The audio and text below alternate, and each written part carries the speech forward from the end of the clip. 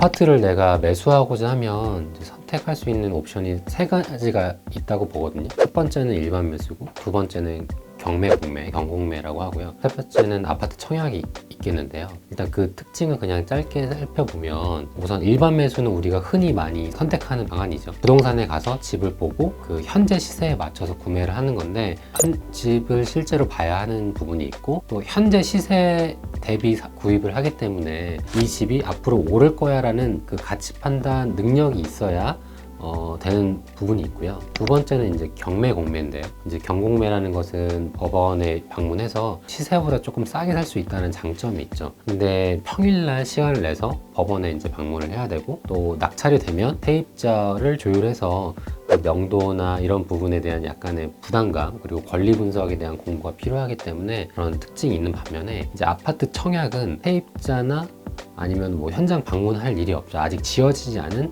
앞으로 지어질 새 아파트이기 때문에 단순히 이제 카탈로그나 입주자 모집 공고문만 가지고 판단하는 거고요. 대부분 뭐 시세보다 좀 저렴한 경우가 많기 때문에 충분히 안전 마진을 확보하고 가져갈 수 있죠. 아파트 청약이라는 것 자체가 한 15분 내지 한 20분 정도만 투자를 하면 충분히 신청을 할 수 있기 때문에, 부동산을 잘 모르는 무주택자나 뭐 흔히 말하는 불인이라고 하면 청약으로 시작하는 것을 추천드립니다.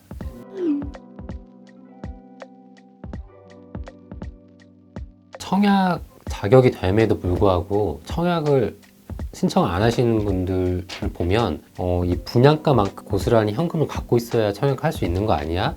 그래서 그 부담감 때문에 아예 청약을 안 넣으시는 분들도 있어요. 기본적으로 청약은 그 분양가의 10%, 그러니까 즉 계약금만 있어도 청약을 할 수 있습니다. 예를 들어서 뭐 분양가가 5억이라고 하면 5천만 원을 가지고 계약을 하고 이후에 한 3년간은 중도금 대출이라는 걸 받아요. 내 신용을 담보로 대출을 받고, 그 이후에 이제 입주잔금 30%는 잔압을 해야 하는데, 사실 이 잔압에 대한 부분이 부담될 수도 있지만 그 입주 시점에 그 아파트의 시세가 올라가기 때문에, 그리고 전세가도 올라가기 때문에 실제로 들어가는 돈은 그보다 훨씬 더 못 미쳐서, 때로는 전세가가 분양가보다 더 많이 생겨서 돈을 돌려받는 경우도 있거든요. 때문에 기본적인 그 자금 계획은 그렇게 한번 세워보시면 좋을 것 같고요. 부동산 취득하는 데 있어서 청약이 그래도 투자금은 비교적 적게 드는 분야라고 생각하시면 될 것 같아요.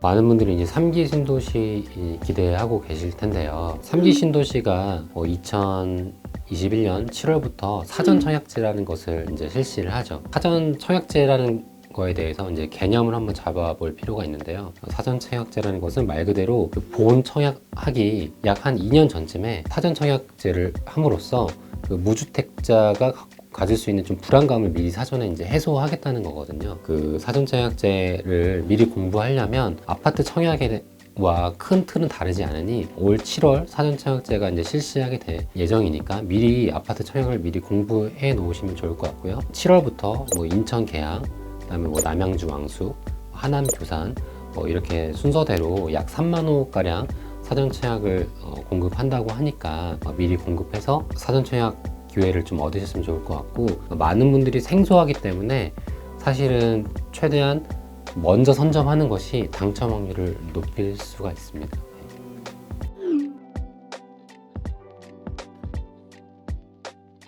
3기 신도시가 워낙 분양가 상한제로 인해서 시세보다 저렴하게 나올 것이고, 또 도시 구성도 도시 계획 하에 지어지기 때문에 살기도 좋고 하기 때문에 많은 분들이 그 주거 요건을 미리 맞춰놓기 위해서 뭐 실제로 이사하시는 부분도 많거든요. 근데 우리가 한 가지 알고 있어야 할 개념이, 일반적인 분양을 보면 해당 지역에서 1년 내지 뭐 2년 이상 거주자에게 우선권이라는 걸 줘요. 과천에 사는 사람이 뭐 다른 기타 지역에 사는 사람보다 우선한다고 해서 과천으로 이제 전입을 하는 약간 그런 이슈도 있었잖아요. 뭐 약간 그런 거와도 비슷할 텐데, 이 3기 신도시라는 것 자체가 택지지구이고 66만 제곱미터 이상이거든요. 근데 66만 제곱미터 이상이면 퍼센트 우선권을 주는 게 아니라 당의 비율이 나눠집니다. 예를 들어서 인천과 서울에 살게 되면 인천 사람에게 50%를 주고, 그다음에 인천에서 떨어진 사람과 기타 수도권에게 50% 기회를 주는 거거든요. 그러니까 반반 나눠져 있는 거고요. 고양, 창녕, 하남, 교산 이렇게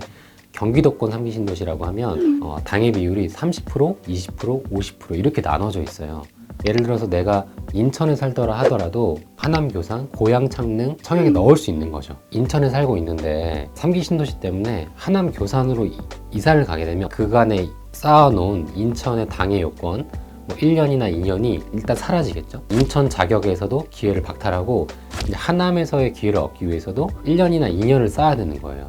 제가 아까 말씀드린 것처럼 인천에 살고 있어도 인천 청약도 할 수 있고 하남, 고양, 창릉 이렇게 다 넣을 수 있는데 내가 이사를 가면 인천은 아예 못 넣고 하남 또는 하남 신도시 이렇게 이제 청약을 할 수 있기 때문에 이사를 가는 게 실제로 정말 유리한가를 곰곰이 생각해 봐야죠.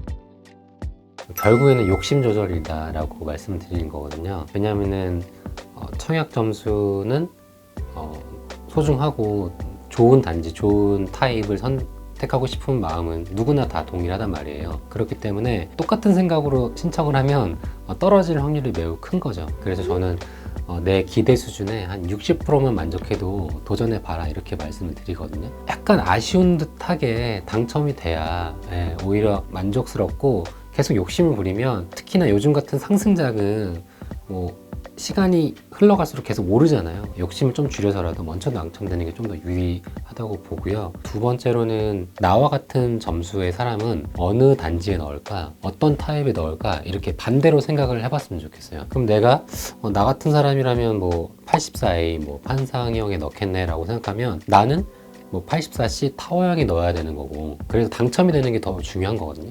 나와 같은 사람이 84C에 넣겠다라고 하면 반대로 59 B, 59 C 이렇게 피해 가는 거죠. 당첨이 되는 게 중요하기 때문에 나와 같은 조건이 어디에 넣을까라는 것을 살펴봐야 되는 거고, 그렇게 살펴보는 방법은 인터넷 커뮤니티, 카페나 아니면 단톡방, 아니면 부동산 사장님 의견들을 좀 종합해서 판단하면 도움이 되실 것 같아요.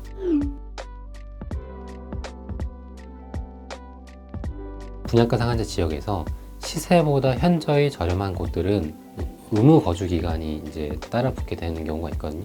시세보다 많이 저렴할수록 그 거주 기간이 더 늘어나는 거죠. 근데 저는 기본적으로 그렇게 생각을 해요. 일단 시세보다 저렴하면 되는 거 아닌가. 저렴해서 차익이 확실하면 몇 년이라는 기간 동안 거주하면 되는 거고, 거주하면 그만큼 비과세를 받을 수 있는 요건이 따라 붙는 거니까 그런 부분은 충분히 감안할 수 있다고 생각하고, 근데 신규 아파트는 가장 금액이 비쌀 때가 한 입주하고 한 4년 내지 한 6년 이 정도가 가장 그 주변에 인프라도 형성되고 가장 그 값을 높게 책정받는 구간이긴 하거든요. 의무 거주 기간이 한 4년에서 6년 정도 두니까 거주하면서 내가 가장 비싼 값이 도달했을 때 또 매도할 수 있으니까 충분히 감안할 수 있다고 생각해요. 네.